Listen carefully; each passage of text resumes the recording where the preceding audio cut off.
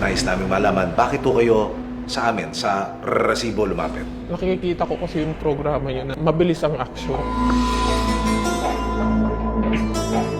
Talagang binubugbog niya po ako eh. Sinasakal niya ako sa leeg, binabato niya ng kung ano-ano yung mga bata, lalo na yung 9 years old kong anak.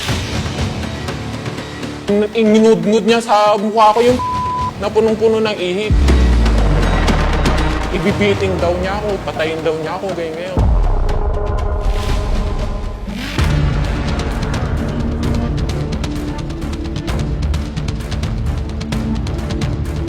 Ayan yung kulay dilaw na building na yan. Yan yung...